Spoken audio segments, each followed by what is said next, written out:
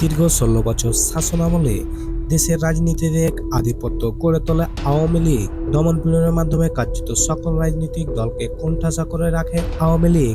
তার একটা বড় প্রভাব পড়েছিল বিশ্ববিদ্যালয় ক্যাম্পাসগুলোতে, যেখানে ছাত্রলীগ ছাড়া কোনো ছাত্র সংগঠনের অস্তিত্ব প্রায় বিলীন হয়ে যায়।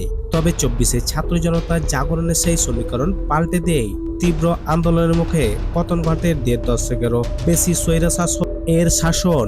আর এর পরপরই দেশের সামগ্রিক রাজনৈতিক প্রেক্ষাপটে পাল্টে যায় বিশ্ববিদ্যালয়গুলোর চিত্র।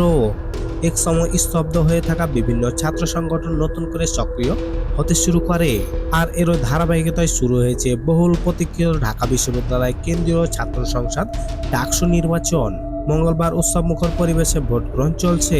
পুরো ক্যাম্পাসে বিশ্ববিদ্যালয়ের পাশাপাশি পুরো বাংলাদেশের তাকিয়ে আছে সেই নির্বাচনের দিকে। শুধু একটাই প্রশ্ন, কে হচ্ছে ডাকসুর ভিপি? ডাকসু নির্বাচনের তফসিল ঘোষণার পর থেকে জোরে প্রচারণায় নামেন প্রার্থীগুলো।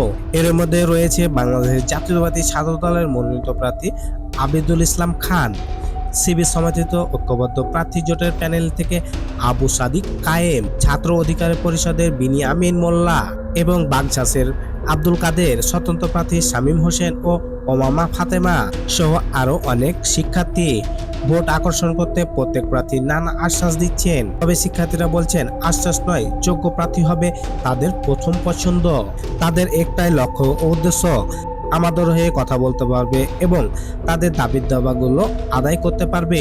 তবে ভোটের দিনের মাঠের চিত্র এগিয়ে রাখছে জাতীয়তাবাদী ছাত্র দল মনোনীত প্রার্থী আবিদুল ইসলাম খান এবং শিবির সমর্থিত ঐক্যবদ্ধ শিক্ষার্থী জোটের প্যানেল থেকে আবু সাদিক কায়েম।